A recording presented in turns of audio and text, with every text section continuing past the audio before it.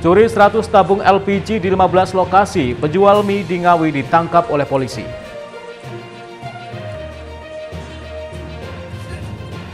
Ratusan takmir masjid di Tuban dilatih menyembelih hewan kurban.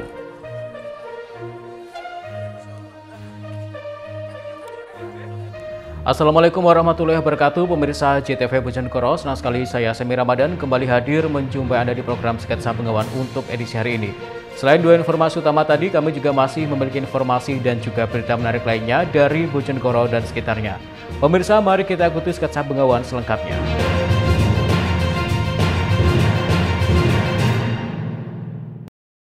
Pemirsa, kita awali informasi yang pertama.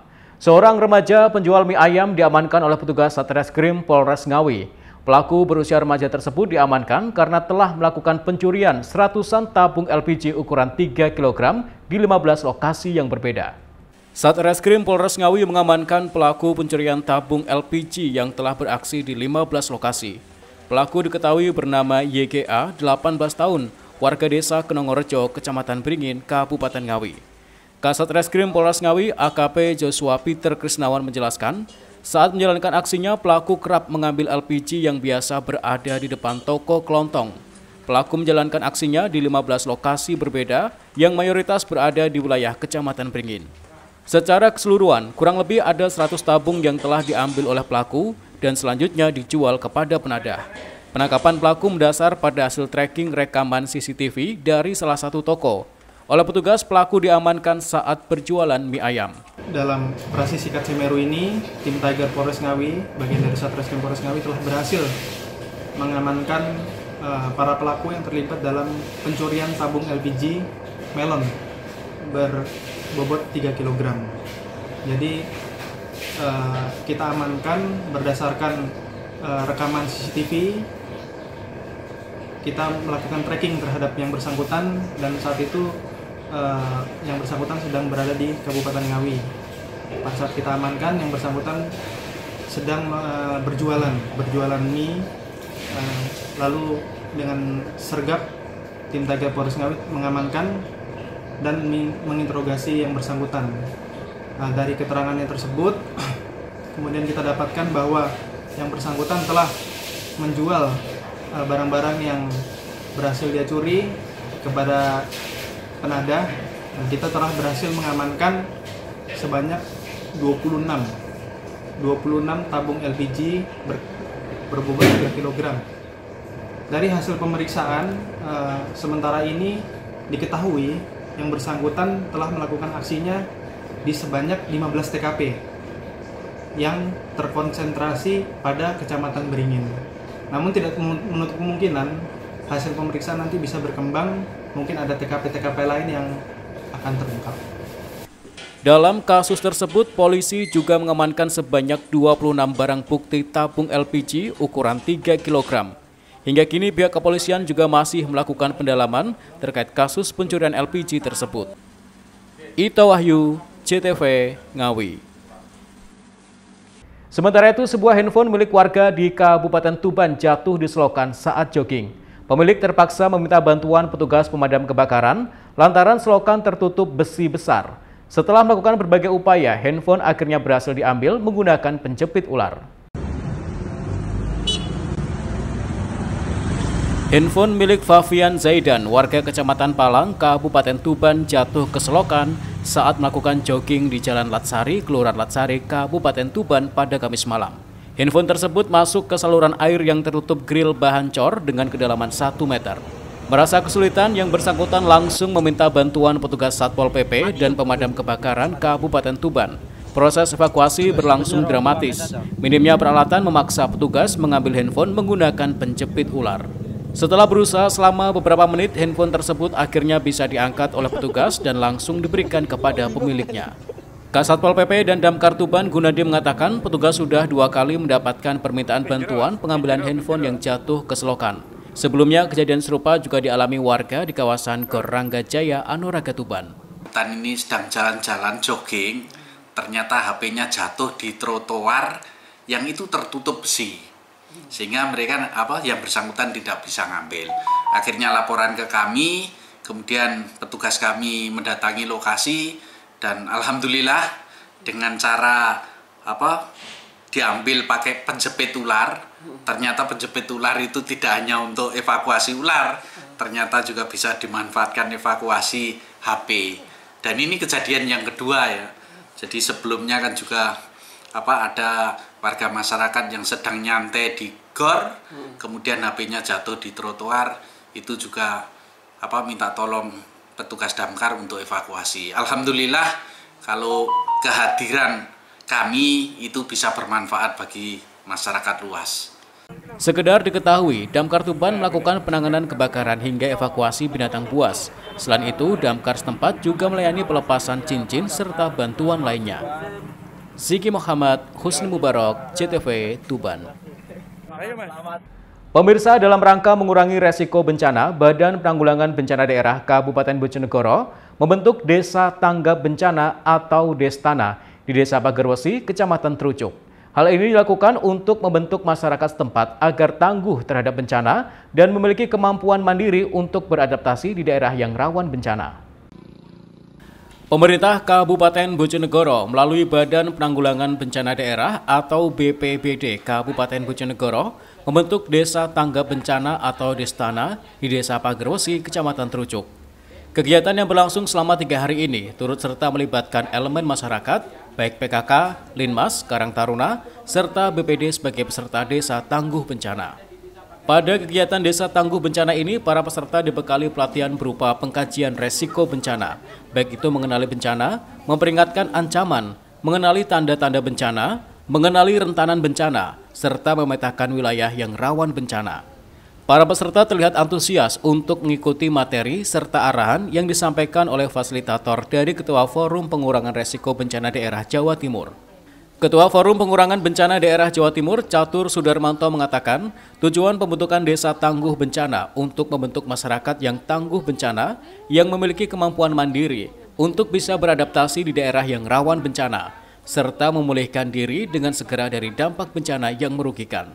Sudarmanto menambahkan, pembentukan Desa Tangguh Bencana dapat menghasilkan data pengkajian ancaman bencana, kapasitas serta tanggapnya masyarakat dalam menghadapi sebuah bencana, dan untuk mengetahui kerentanan desa. Tak hanya itu, para peserta juga diberikan pembekalan materi berupa praktek secara langsung dalam menangani korban kebencanaan. Untuk kegiatan pembentukan Desa Kelurahan Tangguh Bencana di Desa Pagerwesi ini, alhamdulillah ini memasuki hari kedua, dan saya sangat mengapresiasi seluruh peserta, walaupun waktunya itu pendek, tapi pesertanya luar biasa antusiasmenya dan apresiasinya terhadap pelatihan ini. Yang jelas, pelatihan ini adalah bagaimana kita mewujudkan desa atau kelurahan Pagerwesi nanti layak menyandang sebagai desa tangguh bencana. Nah, untuk layak menyandang status Desa Tangguh Bencana perlu ada pelatihan-pelatihan, termasuk mulai dari kemarin sampai hari ini dan sampai besok. Itu kita ajari bagaimana warga masyarakat peserta ini untuk melakukan pengkajian risiko bencana atau kajian risiko bencana, mulai dari mengenali ancamannya, kemudian memperingatkan ancaman, kemudian mengenali karakter, tanda-tanda, sampai mengenali kapasitas maupun kerentanan, yang pada akhirnya memunculkan tingkat risiko. Setelah mengetahui tingkat risiko, kita ajari peserta untuk menyusun perencanaan aksinya, bagaimana caranya untuk nantinya desa yang terbentuk Desa Tangguh Bencana dapat naik tingkatnya mulai dari pratama, madya hingga tingkatan utama. Edo Jody Aldian, CTV, Bojonegoro. Ratusan takmir masjid di Tuban dilatih menyembelih hewan kurban. Informasinya akan kami hadirkan sesaat lagi. Tetaplah di Sketsa Bengawan.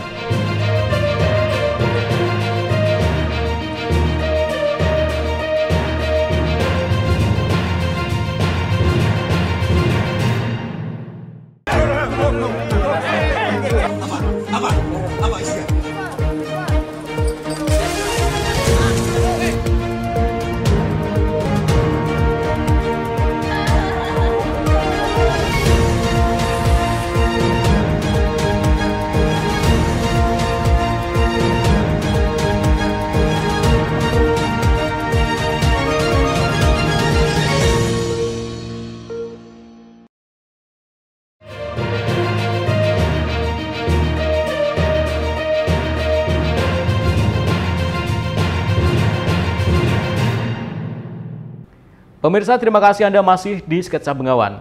Jelang Idul Adha, ratusan takmir masjid di Kabupaten Tuban mendapatkan pelatihan menyembelih hewan kurban.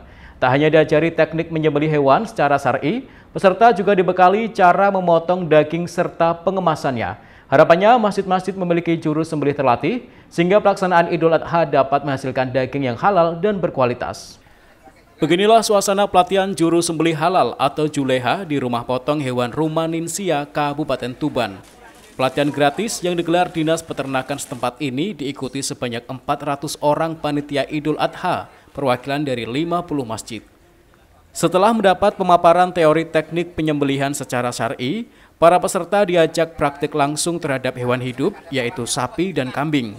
Diawali dengan cara memegang pisau, lalu teknik merebahkan hewan tanpa menyakiti, menentukan urat leher yang harus dipotong, serta menyembelih secara cepat dan tepat. Tak berhenti sampai di situ, para peserta juga dilatih untuk menangani hewan usai disembelih. Di antaranya, teknik menguliti, memisahkan jeroan dengan cara mencucinya sampai bersih. Terakhir, ditutup dengan teknik pemotongan, pengolahan, serta penyimpanan daging kurban agar tahan lama. Pelatihan juru sembelih halal ini digelar sebagai persiapan Hari Raya Idul Adha 1445 Hijriah. Harapannya, masjid-masjid memiliki juru sembelih terlatih, sehingga pelaksanaan Idul Adha dapat menghasilkan daging yang halal dan berkualitas. Kita melakukan bimtek juru sembelih halal dan penanganan daging menjelang Hari Raya Idul Kurban 1445 Hijriah. Jadi yang hari ini itu adalah khusus untuk praktek persiapan penyembelihan hewan kurban, terus besok kita laksanakan bimteknya.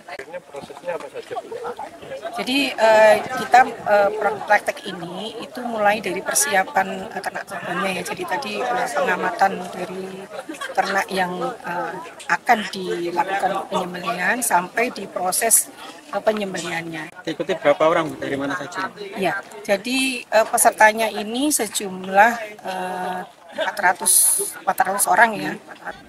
Pelatihan ini disambut antusias oleh para peserta. Banyak ilmu yang mereka dapatkan, sebab mayoritas kemampuan menyembelih hewan dipelajari secara otodidak. Selain sangat bermanfaat secara pribadi, ilmu yang diperoleh dapat diaplikasikan untuk membantu masyarakat saat pelaksanaan Idul Adha nanti. Terkait dengan pelatihan juleha, juru sembelih halal, yang awalnya kami hanya menggunakan teori-teori klasik, ternyata di sini kami mendapatkan ilmu-ilmu baru yang nantinya bisa kami praktekkan ketika pelaksanaan kegiatan Idul Kurban di tempat kami. Jadi sekali lagi kami mengucapkan terima kasih yang sebenarnya, dan bagi kami ini sangat bermanfaat sekali. Terima kasih. Melihat antusias peserta, pelatihan juleha serupa rencananya akan menjadi agenda tahunan. Selain persiapan Idul Adha, program pelatihan ini diharapkan mampu melahirkan para juru sembelih halal. Siki Muhammad, Husni Mubarak, CTV, Tuban.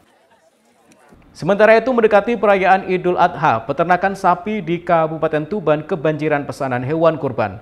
Pembeli dari berbagai daerah datang memilih langsung sapi kurban yang dipatok dengan harga 16 juta hingga 80 juta rupiah per ekornya. Mendekati Hari Raya Idul Adha, peternakan sapi Sriwilujeng Farm yang ada di Desa Snori, Kecamatan Merak Urak, Kabupaten Tuban kebanjiran pesanan. Sejak 3 pekan terakhir, sapi kurban di sini sudah terjual lebih dari 280 ekor. Untuk menjaga agar sapi-sapi tetap sehat dan terhindar dari penyakit, pemilik peternakan mempunyai tim khusus untuk memantau kesehatan, kebersihan kandang, serta pasokan makanan ratusan sapi yang ada di 3 kandang setempat. Secara rutin, mereka selalu menjaga, memantau kesehatan sapi, serta memastikan kesterilan kandang. Selain itu, secara berkala, pekerjanya juga melakukan pengecekan kondisi kesehatan hewan kurban ini agar benar-benar bebas dari PMK, LSD, maupun penyakit lainnya. Sapi jenis limosin, PO, pegon, dan simental yang dijual di tempat ini dipatok dengan harga mulai 16 juta hingga termahal 80 juta rupiah. Para pembeli tidak hanya berasal dari Tuban, namun juga dari wilayah lain seperti Bojonegoro, Gresik, Surabaya, Sidoarjo, dan wilayah lain di Jawa Timur dan Jawa Tengah.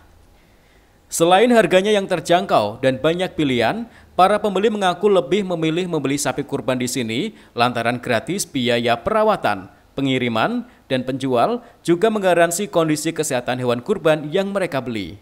Ini kayaknya limosin ini. Limosin. Dapat harga berapa, Pak? Ini saya dapat ya tadi terus terang aja tawar-nawar ulet dengan pemiliknya Mas Didi. Nah, akhirnya dapat berapa, Pak? Saya dapat harga 24. Harga 24. Kalau di luaran mungkin lebih tinggi harganya, lebih tinggi. Nah. Tak hanya melayani pembelian sapi kurban eceran, di peternakan ini juga melayani penjualan hewan dalam jumlah besar. Bahkan, salah satu pelanggan membeli sapi kurban hingga 50 ekor. Ya, orangnya bisa dipercaya. Dan biaya perawatan yang ada di sini mulai pembelian sampai pengiriman itu tidak ada biaya, free. Dan penjual itu bertanggung jawab atas kondisi sapi. Kalau nanti ada yang sakit, ada yang resiko apapun itu menjadi tanggung jawabnya penjual. Jadi kami lebih nyaman, lebih safety sehingga ketika sapi ini didistribusikan ke customer itu dalam kondisi yang fit, yang bugar, yang sehat. Pak, total beli berapa, Pak? Tadi, Pak? Kurang lebih 50 ekor. Pak, itu untuk didistribusikan di masjid atau di mana, Pak? Ya, masjid, musola, ada yang di pondok pesantren juga. Penjualan sapi kurban tahun ini mengalami kenaikan jika dibandingkan dengan tahun-tahun sebelumnya. Dari 300 stok sapi yang ada di kandang, saat ini hanya tersisa sekitar 20 ekor saja. Harga sapi kurban termurah dipatok dengan 16 juta rupiah, sementara yang termahal 80 juta rupiah. Harga tersebut dipatok tergantung dari jenis, berat, serta ukuran sapi. Lancar dan naik Mas dari tahun kemarin. Ini ada stok sekitar 300 ekor, tinggal paling mungkin sekitar 20-an ekor yang masih tersisa stok di kandang kami. Terus kalau tahun sebelumnya, Mas? Ya sama, 300 ekor, nggak ada penurunan katakan. Bahkan masih ada peningkatan ya mungkin? Ya, soalnya masih H-7. Untuk yang dijual jenis apa saja, Mas? Mulai ada jenis PO, limosin, simental, sama pegon, silang itu. Untuk yang termurah sampai termahal harga berapa, Mas? Yang termurah di tempat kami harga mulai 16 juta sampai 80 juta. Itu yang beli dari mana saja, Mas? Terutama dari lokal Tuban, ada Bojonegoro, ada Lamongan, Gresik, dan Surabaya. Itu biasanya diambil langsung atau dititipkan? Itu dititipkan sampai H-1, Mas. Sapi-sapi yang telah terjual biasanya akan diantarkan langsung kepada para pembeli pada H-2 atau H-1 Idul Adha. Ziki Muhammad, Husni Mubarak, CTV, Tuban. Pemirsa, ribuan hektar lahan pertanian di Kabupaten Nganjuk mulai ditanami bawang merah pada awal musim kemarau tahun ini. Petani bawang merah setempat menerapkan manajemen tanaman sehat yang diprediksi mampu meningkatkan kualitas dan kuantitas masa panen. Sedikitnya 6.000 hektar lahan pertanian di Kabupaten Nganjuk saat ini mulai masuk masa tanam bawang merah. Salah satunya seperti yang dilakukan para petani di Desa Sukorjo, Kecamatan Rejoso, Kabupaten Nganjuk pada Jumat. Di area Gaboktan Luru Luhur di desa setempat ada sebanyak 146 hektar lahan sawah yang sudah mulai ditanami bawang merah. Tahun ini Luru Luhur menerapkan manajemen tanaman sehat atau MTS, program dari pemerintah Provinsi Jawa Timur sebagai upaya proteksi bawang merah dari serangan hama. Penyemprotan pupuk organik ramah lingkungan dilakukan lewat udara melalui drone. Ketua Gaboktan Luru Luhur Desa Sukorejo, Akad, mengatakan program MTS bisa dijalankan petani bawang merah di desa setempat bisa membuat aman bagi tanaman dan aman untuk dikonsumsi. Hektar 15 ton per hektar sampai 20 ton per hektar. Di sini nanti kita kaji bersama yang mana yang cocok untuk pengembangan berikutnya. Di sisi lain juga didampingi dengan adanya proteksi tanaman dengan menggunakan agensi hayati diantaranya Pseudomonas fluorescens, PGPR, ada juga Likani dan yang lain dalam rangka agar pertanian kita nantinya produksi bawang merah ini lebih aman. Dalam artian aman, ada peningkatan baik secara kualitas maupun kuantitas. Pak, secara keseluruhan Pak, ada berapa ribu hektar Pak di Nganjuk sendiri Pak? Kalau Nganjuk saat ini kurang lebih antara 6.000 hektar, kurang lebih 6.000 hektar lah untuk saat ini Nganjuk. Untuk sentra di Kabupaten kami saat ini adalah kurang lebih 146 hektar. Sementara itu, Asisten Perekonomian dan Pembangunan Jawa Timur, Joko Irianto mengatakan, produksi bawang merah di Jawa Timur meningkat 3% dibanding tahun lalu, dengan capaian panen sebanyak 484.000 ton. Hadirin yang saya hormati, Nganjuk merupakan produsen bawang merah terbesar di Jawa Timur, disusul Probolinggo dan kabupaten yang lain. Saya mengapresiasi dengan pelaksanaan kegiatan manajemen tanaman sehat bawang merah yang ditetapkan di Nganjuk ini. Menerapkan manajemen tanaman sehat atau MTS pada bawang merah perlu dilakukan, karena untuk mendapatkan produksi yang baik maka perlu dimulai dari sesuatu yang sehat, mulai tanahnya, tanamannya, bahkan pasarnya. Kendala yang dihadapi dalam budidaya bawang merah cukup besar, mulai dari penanamannya, pemeliharaannya, sampai hingga pasarnya. Penerapannya harus dilakukan melalui pendekatan yang terencana, komprehensif, integral, dan berkelanjutan yang meliputi semua aspek, baik ekologi, ekonomi, maupun sosial. Para petani berharap pemerintah menjaga harga bawang tetap stabil, sehingga jika masa panen raya, para petani bisa menikmati hasil jerih payah yang mereka kerjakan selama masa tanam. Ahmad Sarwani, JTV, Nganjuk. Mobil ambulans bawa pasien terguling di Tol Ngawi. Informasinya akan kami hadirkan sesaat lagi. Tetaplah di Sketsa Bengawan.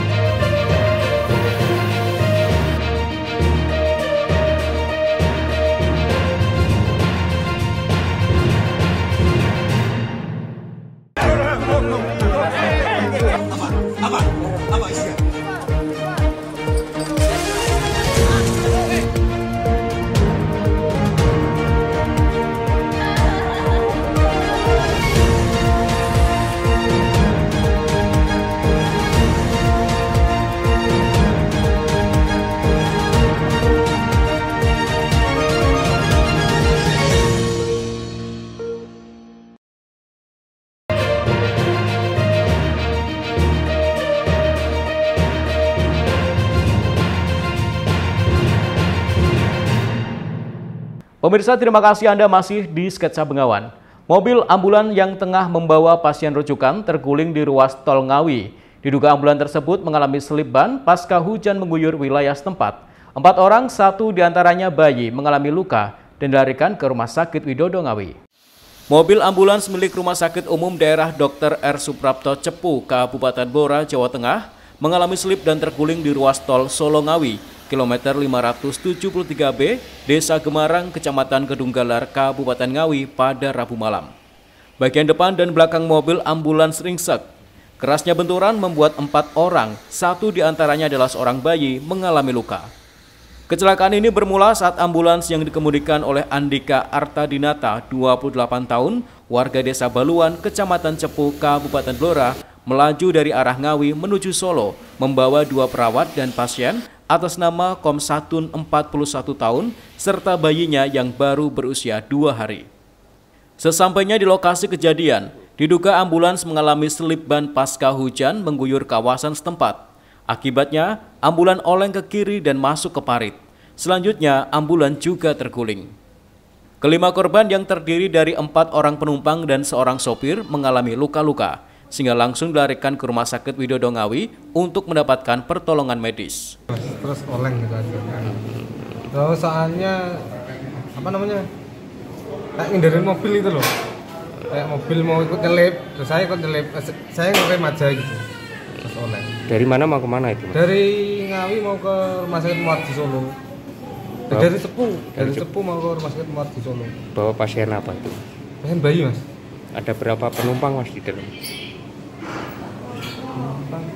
4 sama Masnya juga? Ya, sama 4 sama saya. Sempat terguling ya Mas mobilnya? Mau dironsen dulu ya? Apa Mas? Sempat terguling ya mobilnya? Enggak terguling Pak, kayak ambruk aja. Kalau terguling kan parah nanti. Cara keluarnya tadi gimana? Gimana? Cara keluarnya? Ya langsung keluar, tidak ada yang tidak kecepet, tidak ambruk saja. Petugas kepolisian yang datang ke lokasi melakukan olah TKP. Kendaraan minibus ambulans yang mengalami kecelakaan dievakuasi oleh petugas Jasa Marga. Ito Wahyu, JTV Ngawi. Sementara itu dihantam gelombang tinggi disertai angin kencang, sebuah perahu nelayan tenggelam di Laut Utara Jawa, Kabupaten Tuban. Tidak ada korban jiwa dalam kejadian ini, namun proses evakuasi anak buah kapal berlangsung cukup dramatis. Inilah video detik-detik penyelamatan 14 anak buah kapal KM Sri Hartamas di perairan Laut Utara Jawa, Kabupaten Tuban yang berlangsung cukup dramatis. Pasalnya 14 ABK mengapung selama 14 jam di laut dengan bantuan jirigen kosong. Peristiwa itu bermula saat kapal nelayan itu pergi berlayar untuk menangkap ikan. Sesampainya di tengah laut, kapal tersebut dihantam gelombang tinggi dan angin kencang. Akibatnya kapal nelayan milik Wiji, warga desa Blimbing, Kecamatan Paciran, Lamongan ini pecah dan tenggelam. Beruntung dalam peristiwa itu tidak ada korban jiwa, karena 14 anak buah kapal yang mengapung terlihat nelayan lain dan ditolong. Tenggelamnya, rampungnya itu, selamatnya itu jam 4. Itu berapa orang Pak di kapal? 14. 14? Iya, 14 orang. Itu kapalnya gimana Pak? Hilang atau gimana sekarang? Langsung hilang Pak. Terus itu ngapung berapa lama Pak di laut itu? Udah 14 jam. 4 jam ya? Iya, 14 jam. 14. Oh, 14 jam? Ya. Oh. Terus ditolong siapa Pak itu Pak? Ini teman di pelabuhan ya Pak, itu Pak Palang. Ya. Terus di sana itu ngapung pakai apa Pak? Sebelum pakai jurigen sama tutup box. Berarti selama 14 jam itu ngapung ya, itu ya? Iya ngapung itu. Bila nih bela-bela teman-teman saya ini semua. Biasanya berlayar itu berapa hari Pak? 13 hari. 13 hari? Iya. Kapolsek Palang AKP Carito membenarkan bahwa terjadi kapal nelayan pecah diterjang gelombang tinggi. Namun seluruh anak buah kapal dinyatakan selamat, ditolong oleh nelayan Desa Palang, Kecamatan Palang, Tuban. Seluruhnya langsung diantarkan pulang ke rumah masing-masing.